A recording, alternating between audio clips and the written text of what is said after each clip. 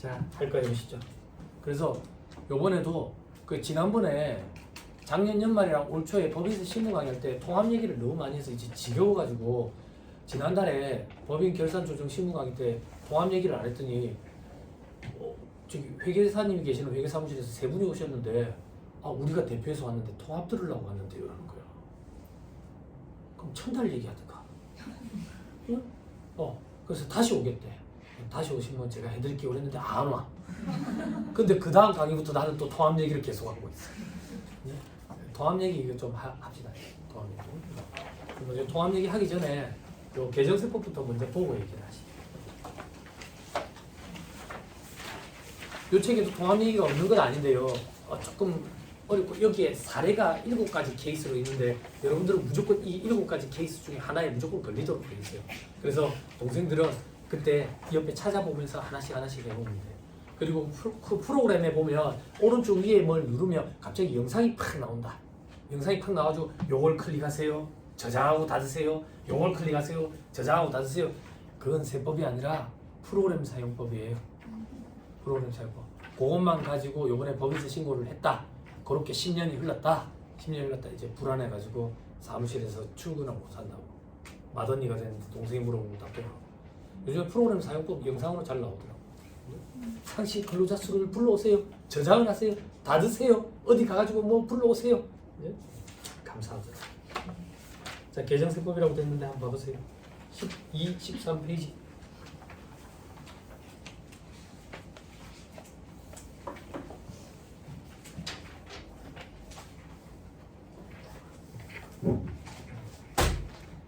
자, 13페이지로 보세요. 13페이지. 자, 3번에 2월 교통부 공제한도 적용 제외 대상 추가돼 있죠. 그죠? 여러분들 해당 사항 없으니까 볼 필요 없어요. 볼 필요 없고 요 정도만. 우리 2월 교통부 공제한도 80%죠. 그죠? 이게 한참 떨어져가 한 70%까지 떨어졌다가 경기가 안 좋으니까 80%가. 그죠? 그럼 피드백 조금만 주세요. 다 중소기업만 대상으로 하십니까? 중소기업 아닌 데 있다. 아닌 데 있다. 없어요? 없어요? 상호 출자 제한 기업 집단에 속하는 회사 있다. 그래서 미완료 소득에 대한 법인세 계산한다. 없어요? 그럼 제가 강의할 때 중소기업 위주로 얘기를 좀 할게요. 그죠? 그러면 2월 소급인 경우에는 80% 이런 얘기 안 하고 그냥 한도 없이 공제한다. 이런 식으로 표현할게요. 그리고 여기 대부분 다 12월 말법인이죠. 3월 말법인이 있어요. 거기 사무실, 회계사무실. 3월 말법인 아니에요. 여러분들이 몸담고 있는 회계사무실. 아니, 3월 말법인이에요. 6월 말법인. 6월 말법인. 또 9월 말법인. 없어요? 이게 골고루 있으면 1년 내내 법인세 감이 유지가 돼요. 참 좋은데. 그렇죠? 제가 예전에 월급쟁이 있었을 때 12월 말법인, 3월 말법인, 6월 말법인이 있었거든요. 1년 내내 감이 유지되니까 참 좋긴 하더라고요. 그죠? 왜? 더럽게 좋죠. 그죠? 그러면 저는 전부 다 12월 말 법인을 대상으로 얘기를 하고 법인세 신고는 3월 말까지 이렇게 표현할게요. 그렇죠? 넘어가세요. 다음 페이지 4번에 이거 언론에서도 많이 얘기하죠. 임원, 직원, 출산, 양육, 지원금액, 송금, 필요금액, 인정근거 마련돼 있죠. 이거는 어떤 얘기냐면 세법의 인정근거를 마련은 했으니까 돈을 줘라 그 얘기예요. 기업체 너가 직원들한테 임신 출산 등의 명목으로 돈을 주면 필요경비 혹은 송금에 산입하겠다라는 명문화된 규정을 만들었으니까 걱정 말고 줘라 그 얘기예요. 그죠? 그러니까 정부에서 뭔가 돈을 주는 건 아니고, 그죠? 현 정권은 제가 알고 있기로는 긴축 정책이니까, 그죠? 이제 안 그래도 이제 세수도 지금 빵꾸가 난 상황이니까 기업체에 이제 출산 장려책으로 이렇게 돈을 주면 필요경비에 산입해주겠다 그런 얘기죠. 그럼 우리도 이제 조금 부지런을 떨면 기업체 이제 출산한 사람이 있다 그러면은 이런 명목으로 조금 돌리면 필요경비에 저기 송금으로 인정이 된다더라. 그죠? 자, 그리고 나머지는 볼 필요 없고요. 넘어가세요. 쭉 넘어가세요. 가격대랑 이런 거 보지 마세요. 재미없어요. 지금. 저한테 강의를 들으셨던 분들은 아시죠? 가질금 어떻게 하면 정리되는 거예요? 그런 것 때문에 아직도 유튜브 이런 데 보면 빨간 글씨로 해가지고 조회수가 막 60만 건씩 이렇대요. 법인에 이익이력 세부담 없이 갚아갈 수 있는 방법 없어요. 됐죠? 가질금을 세부담 없이 정리할 수 있는 방법 없어요. 됐죠? 그런 방법 없어요. 그러니까 현혹돼가지고 클릭해서 보지 마세요. 제가 그 현혹돼가지고 60분짜리 강의 한번 읽어봤잖아. 제일 마지막에 그런 방법 없습니다. 물론 와이프를 든 기사를 앉혀가지고 6억원치 받고 주식평가해가지고 쪼가지고 감자를 해가지고 그건 또 10년에 6억이거든요. 10년에 6억. 그거 말고는 없어요. 가지급금은 법인이 대표이사한테 돈을 빌려준 게 가지급금이죠. 자, 됐죠? 그럼 어떻게 하면 가지급금이 정리돼요? 대답해 주세요. 갚아 넣으면 돼요. 됐죠? 다시 돌려 얘기하면 그 방법 말고는 없어요. 갚아 넣는 거 말고. 현혹되지 마세요. 전화를 해볼까 말까 엄청 고민했어요. 그저께 문자가 뒤로 오더라고. 건설업 가지급금 정리해드립니다. 이렇게. 이 자식이 누군가 나한테 자꾸 가지급금 정리해준다는 게 건설업을 안 하는데 나. 그런 방법이 없어요. 어떻게 그런 방법이 있겠어요? 그죠? 그럼 갚아 넣으면 되지. 어떻게 갚아 넣으면 되는데? 급여를 인상해가지고 이제 말하기 좋은 시기가 왔다고. 1월부터 급여를 좀 인상하겠다 하는 거지. 그래가지고 5년 내지는 한 7, 8년에 걸쳐가지고 장기간에 걸쳐가지고 조금씩 정리를 하는 거지. 정리를. 그럼 정리를 하자 하면 싫어라 하지. 건강보험 때문에 싫어라 하지. 그럼 어떤 방법이 있는데 퇴직금으로 몰빵해서 받아가는 방법이 있는데 싫어라 하지. 퇴직하기 싫거든. 죽을 때까지 해보고 싶거든. 그러면 어떤 방법이 있는데 저거 자식이랑 마누라를 등기사로 앉혀가지고 차등 배당을 해가지고 집에 가지고 갖고 와가 아버지 거잖아. 니한테 배당 주려고 했던 게 아니라 가지금 정리하려고 했던 거야. 갖고 와. 이것도 재미없다고 이제 증여세가 과세가 되니까. 그러니까 자기 주식을 사가지고 갖고 있다가 지금 국세청에서 자기 주식을 보유한 법인들 전수조사 한다니까 이제 부랴부랴 이걸 어떻게 해야 되나. 팔지도 못하고 팔면은 판다는 얘기는 비상장 법인의 주식, 비상장 주식인데 어떤 정신 나간 사람이 비상장 주식을 사요? 그죠? 가족 말고는 안 사지. 그럼 그걸 감자를 해야 되는데 감자를 하면 이제 의제배당으로 과세가 되니까 팔지도 못하고, 그지? 감자도 못하고, 그지? 그러면 특수관계인에 대한 업무가 가지급금으로 처리되죠. 그죠? 몇 년 전부터 그 얘기를 하고 있어요. 법인에 자기 주식이 있더라. 자본해 보니까 그러면 그 자기 주식을 보유하고 있는 의도, 목적이 뭔지를 꼭 확인을 하셔야 돼요. 뭐 어찌하겠습니까? 근데 저도 그렇거든요. 가지급금이 없을 수가 있어요. 장사를 하는데. 그죠? 가지급금을 수년에 걸쳐서 정리해가지고 가지급금이 2억 7, 8천 정도 있는 회사였는데 가지급금 제가 정리해가지고 작년에 한 7, 8천만 원 수준까지 낮춰놨거든. 어떻게 낮췄는데? 급여 인상했어요. 그리고 배당도 한 번씩 하고요. 그렇게 해놔놓고 돌아서면 또 가지급금 한 2억 돼 있을 거예요. 또. 근데 어떻게 해요? 그러니까 이렇게 생각을 해야지.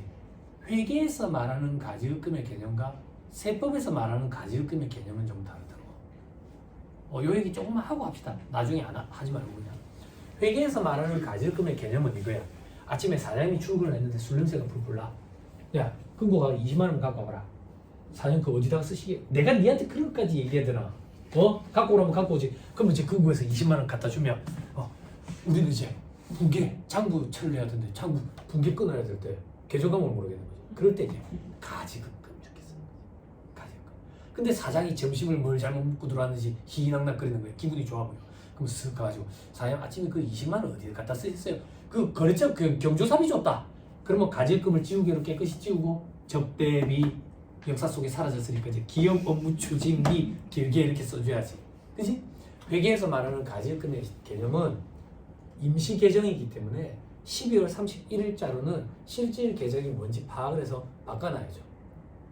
근데 세법은 다르죠. 세법은 계속 간다. 계속 간다. 그래서 장부를 해보셔서 아시지만 가지급금이 없을 수가 없고, 그지? 자금을 운용을 해야 되는 입장이니까. 그리고 계속하고. 대신에 법인세법에서 특수관계인에 대한 업무무관 가지급금에 대해서는 4가지 불이익을 주죠. 인정이자 계산하죠. 쓰시는 분 계시네. 뒤에 가면 나올 건데. 뒤에 가면 나와요. 인정이자 계산하죠. 지급이자 송금불산입 하죠. 그죠? 그리고 대손충당은 설정대상 채권에서 배제되죠. 그리고 대손금, 송금 사입도 못 시키죠. 그죠? 여러분들이 제일 많이 보시는 게 인정이자 계산이죠. 인정이자 계산. 그래서 인정이자라도 계산해가지고 입금에 산입시켜 놓으려 하는 거죠. 그죠? 근데 여러분들은 그 입금 산입하는 것도 싫어가지고 그걸 미수이자 처리를 해놔. 그죠? 그럼 미수이자는 가공자산이라고. 아니 그래 해도 된다는 것 같은데 인터넷에 보니까 그 인터넷에 그거는 복덕방지들이 답을 달아줬는데 그걸 가지고 회계처리를 하면 어떡해. 세무사는 회계사를 답을 따르는 게 아닌데. 네? 그 미수이자가 인정되는 경우는 약정이 있을 때예요. 그러면 대표이사가 돈을 막 왔다 갔다 갖다 쓰는데 그때마다 약정을 걸 거예요. 불가능하죠. 그럼 약정이 없으면 미수이자는 가공자산이에요. 가공자산. 그래서 1년 내에 그 미수이자를 회수를 못하면 입금산입 상해 처분되죠. 그걸 또 어디 이제 신고하게 때 들은 거야. 어디서 들은 거야. 1년 내에 회수 안 하면 입금산입 상해 처분된다던데. 그러면 이제 1년이 되는 시점에 현금 회수 처리를 하죠. 그죠? 통장에 돈이 들어온 적 없으니까 현금 회수 처리할 거 아니에요. 아니 표정이 왜 그래? 여러분들이 하고 계시는 그거 얘기하는 거예요 지금. 현금 회수 처리를 하고 그걸 다시 또 가지금에다가 또 갖다 엎죠. 그죠?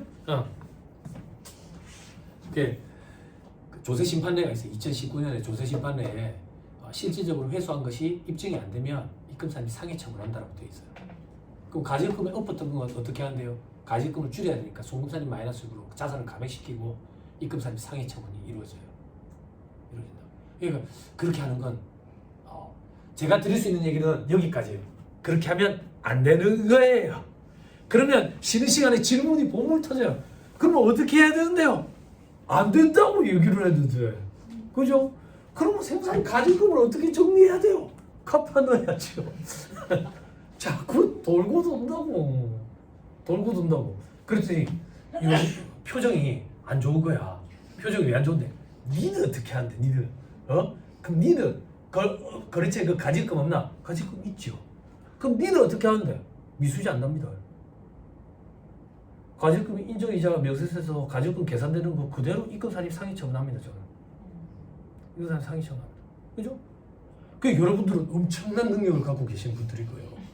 가지금이 1할 계산을 하기 때문에 원 단위까지 나오는데 어떻게 여러분들은 그게 원 단위도 차이가 안 나요. 차이가 0이지 0. 그럼 여러분들은 미래를 갔다 온 거지. 일론 머스크처럼. 일론 머스크는 트럼프가 대통령 될 거를 어떻게 알았을까? 미래를 갔다 온 거 아닐까? 타임머신을 타고? 응? 그게 어떻게 원 단위까지 가냐고. 그 원 단위까지 똑같은 금액을 어떻게 미수이자에다가 또 알지? 이게 잘못된 거다 그 얘기예요. 잘못된 거다. 그럼 이걸 어떻게 해야 되는데? 그거는 여러분들 조직의 오너분이랑 상의를 하셔야 되는 거예요. 그죠? 저는 내 직원들이랑 상의할 거고. 그죠? 제가 여러분들한테 드릴 수 있는 얘기는 그렇게 하면 안 된다는 거. 조세 심판에도 있고 걸리면 입금산이 상해 처분된다는 거. 그리고 인터넷에 유튜브에 그런 거 현혹되지 마세요. 막 가지금 저기 정리할 수 있는 방법이 어디 있어요? 안 그래요? 법인이랑 대표이사는 별개의 인격체인데 어떻게 세부나 없이 돈을 갖고 갈 수가 있겠어요? 그런 방법은 없어요. 자, 다시 돌아오세요. 저 뒤에 가서 또 얘기합시다. 그리고 18페이지 수익 배당금 관련돼 가지고 뭐 계정사항 이런 건 제가 고위생들한테 강의하고 여러분들 아마 보실 일이 거의 없을 거예요. 20페이지에 해외 자회사 파견 임직원 인건비에 대한 송금 인정 범위 확대돼 있죠. 해외 자회사에 파견된 임직원에 대해서 우리가 돈을 주면 그것도 송금을 인정해주는 그런 케이스가 있다 그 얘기예요. 자, 나머지 쭉 넘어가세요. 22페이지에 14번 시계 보지 마세요. 여러분 50분 하고 10분 쉬고 그런 거 없습니다. 중고등학생 아니잖아요. 14번에 업무용 수용차 송금 산입 시 전용 번호판 부착 요건 추가돼 있죠. 그죠? 이거 여러분 이거 제가 이거 농담삼아 한 번씩 이 말씀 드렸는데 이 8천만 원 넘는 거 이제 연두색 이거 붙여야 되잖아. 그지? 근데 그거 한번 생각해봐. 왜 하필이면 연두색일까? 부끄럽게 만들라고? 저희 집 앞에 저는 시골에 사는데 저희 집 앞에 되게 유명한 커피숍이 하나 있어요. 거기 지난주에 람보르기니가 왔는데 연두색 번호판을 달고 왔는데 람보르기니 연두색이야. 이질감 없더라고. 잘 어울리더라고. 이게 그렇게 또 이게 그런 맹점도 있더라고. 제 생각에도 이걸 부끄럽게 눈에 띄도록 만든 게 아닐까 싶었는데 연두색 차이는 잘 어울려요. 또 그렇더라고. 그래서 이거 제가 여러분 그런 불법적인 방법까지는 모르겠는데 오늘을 통해서 저도 많이 접했는데 이거 구세청에서 조사 들어가더만 법이 법인의 차량인데 그 저기 8천만 원이 안 넘는 거 조사 들어갔던 거. 그러니까 이게 딜러랑 짜가지고 8천만 원 밑으로 낮춘대. 그러면 일부는 현금 결제 이런 거겠지. 그래서 현금 결제하고 나머지를 낮춘다. 그래도 이게 가능한가? 이러고 보니까 언론에서 얘기하는데 무슨 방법인지 모르겠지만 연식을 조정을 해놓는다네. 연식을. 그게 어떤 방법인지는 저도 정확히는 잘 모르겠어요.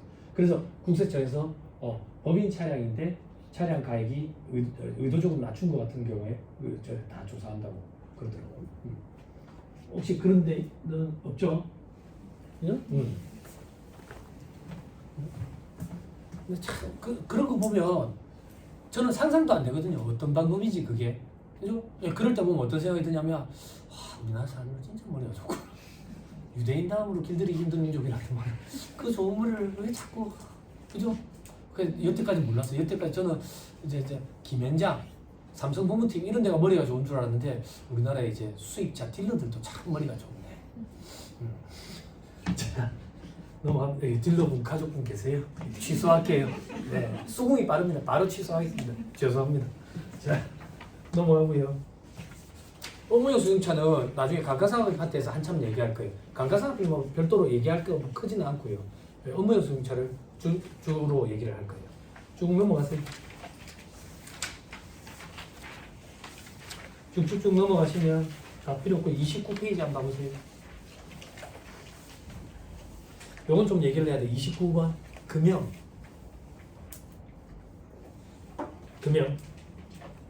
금형이 예전에 전액 다 비용 처리하면 손비. 여러분 손비. 동생분들 손비.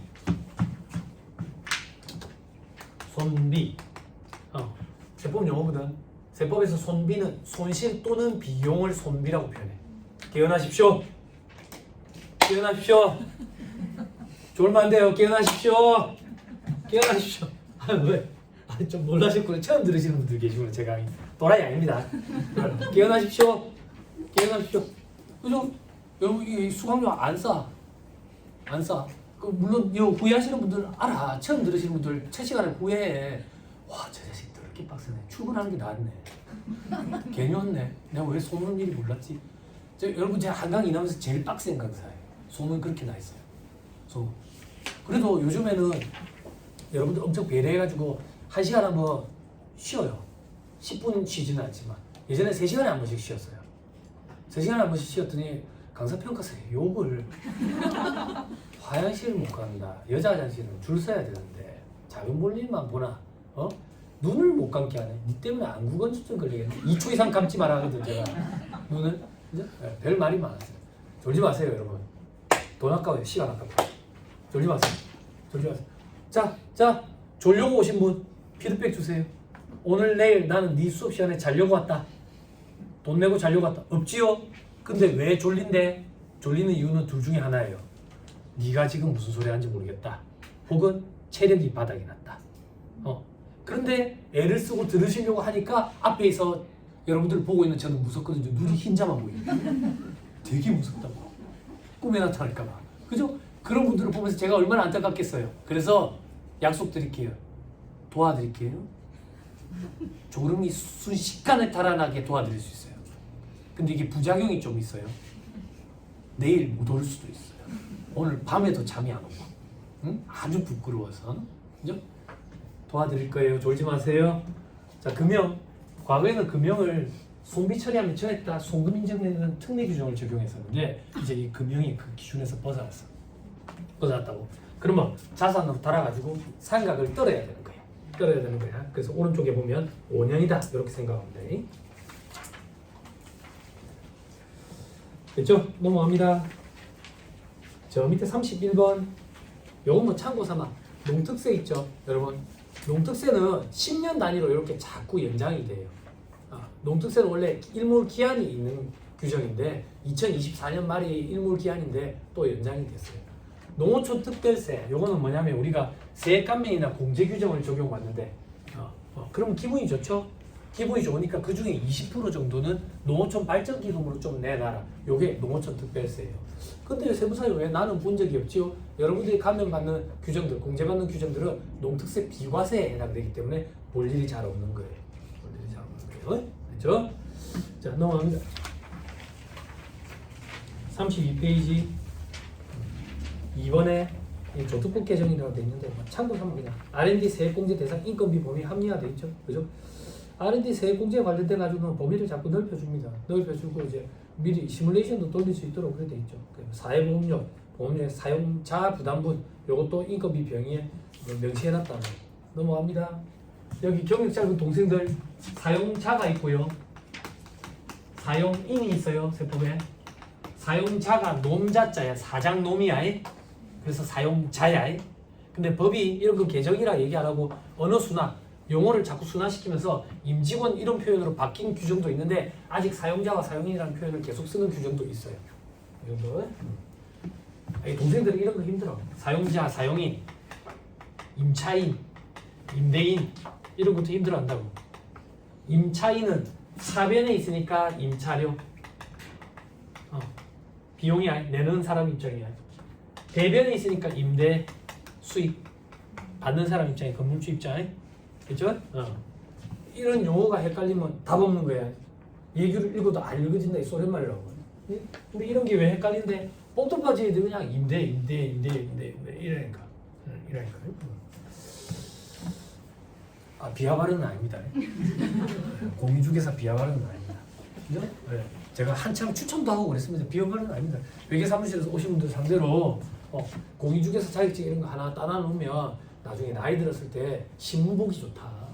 신문 보기 소일거리로 괜찮다.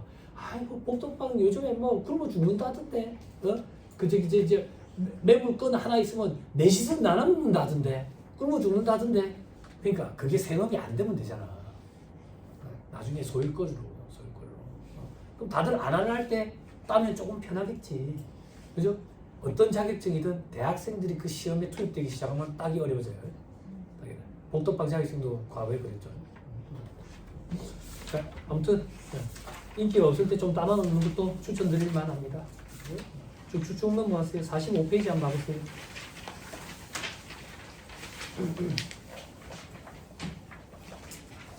(45페이지) 21번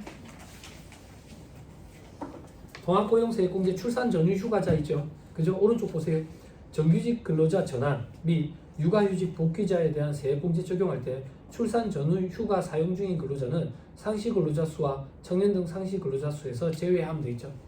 그죠? 됐죠? 요게 좀 애매해졌거든. 출산 전후 휴가가 들어가면서 여기 대체 인력을 뽑아버렸다고.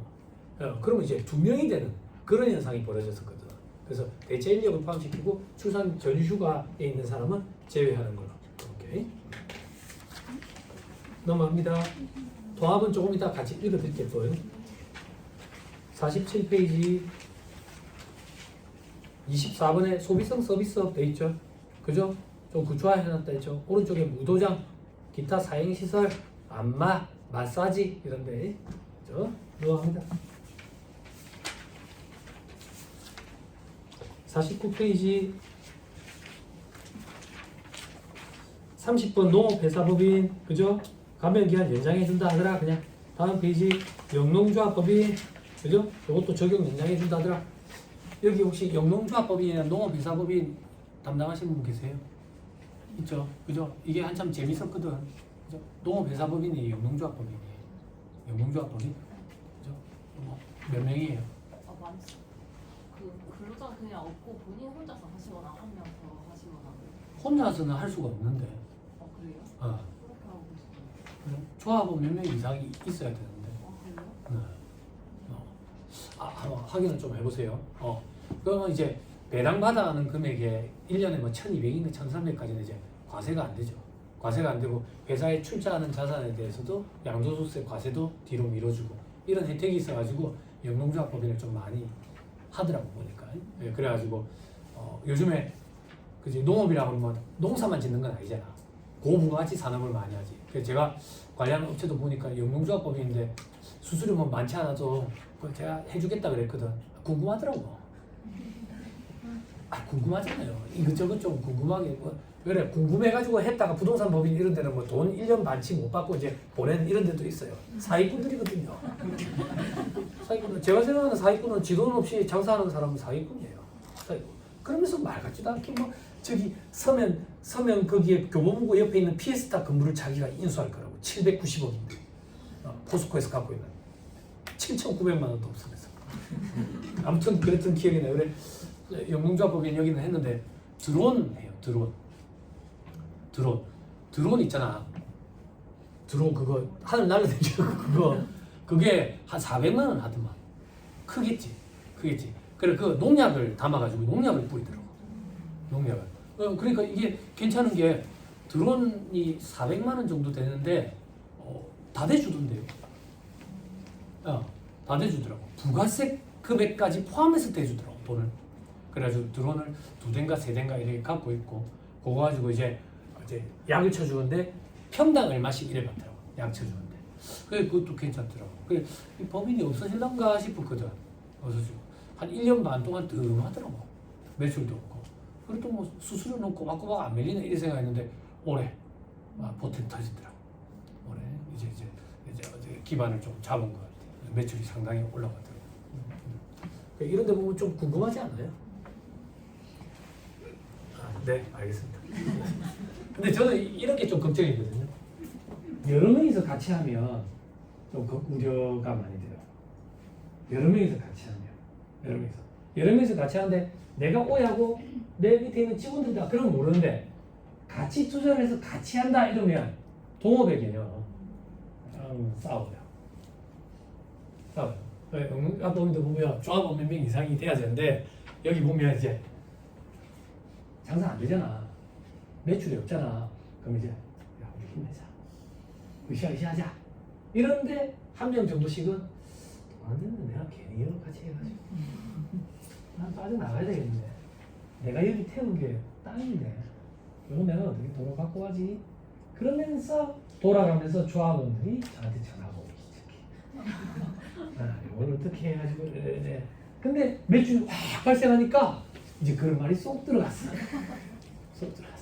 응? 많이 생겼습니다. 영농조합법이 혜택이 좋아가지고. 자 넘어갑니다. 다음 페이지 보니까 착한 임대인 세액공제 적용기한 연장돼 있는데 착한 임대인이 정말 있는지 모르겠어요. 그죠? 70% 해주는 거 있죠. 그죠? 서장훈이 착한 임대인이니까. 다음 페이지 36페이지 상용 근로소득 간이지급에서 제출 세액공제 적용 기간 유예돼 있죠. 여러분 이거 막았거든. 그죠? 상용 근로소득 이제 매달 하는 거 제가 알고 있기로는 제가 세무사회 임원으로 있는데 활동은 안 해요. 부끄럽지만 활동을 안 하는데 올해 공무상을 주시는데 상을 받으니까 기분은 좋던데 처음에 깜짝 놀랐어요. 와이프가 오빠 근데 왜 주는 거야? 저도 동명이인인 줄 알았어요. 동명이인인 줄 알았는데 서울에 올라가기에 어떻게 할 건지 연락 달라 하더라고요. 그래서 안 올라갑니다. 그럼 상패는 집으로 그냥 우편으로 보내주세요. 감사합니다. 감사합니다. 그랬던 기억이 나는데 아무튼 세무사회에서 이게 되게 이렇게 많이 건의를 해가지고 막았다라고 들었어요. 그리고 우리 저거 전자세액공제, 전자신고 세액공제 그것도 막았어요. 세액공제 받을 수 있습니다. 예? 사용근로소득 간이지급 명세서 이것도 막았기 때문에 그러면 안 한다는 얘기가 아니라 지금처럼 6개월 단위로 매달 하는 걸 막아놨다고. 근데 저는 조금 견해가 조금 달라요. 이러니까 헷갈려요. 이렇게 하면 직원분들이 일할 때 특히나 동생들이 똥탕 낼 일이 더 많을 것 같아요. 차라리 다 한 달이면 한 달, 다 반년이면 반년이면 좋지. 3.3%는 지금 한 달이고 기타 소득도 한 달로 바뀌는데 이건 또 6개월이고 그러니까 조금 헷갈려요. 일용직도 한 달로 바뀌어 번거롭지만 까먹을 일은 없네. 그런 생각을 했는데 좀 그래요. 그래서 저는 반기납부 특례 적용 안 해요. 반기납부 특례 적용하시는 업체 있어요? 있어요? 지난주에 강의했는데 지난주에 강의했는데 그 연말정산 설명하기가 참 그래. 세부 강의를 하고 있어야 돼. 세부 강의. 그게 참 피곤하더라고요. 저는. 연말정산에 관련돼가지고 설명을 하는 게. 그럼 이제 사업주가 그런 거였어요? 그런 거였어요? 그래가지고 뒷날 근데 세무사님 이래가지고 뭘 물어보는데 어제 질문이랑 똑같은 질문이야. 그러다가 결국 안 되면 그만 선생님 죄송한데 그 직원이랑 직접 통화를 좀 해주시면 안 될까요? 그런다고. 그래서 저는 반기나무 특례를 적용을 잘이 아니라 아예 안 해요. 안 해요. 좀 피곤하더라고요. 자, 또 넘어가시고. 나머지는 볼 필요 없고 66페이지 한번 봐보세요.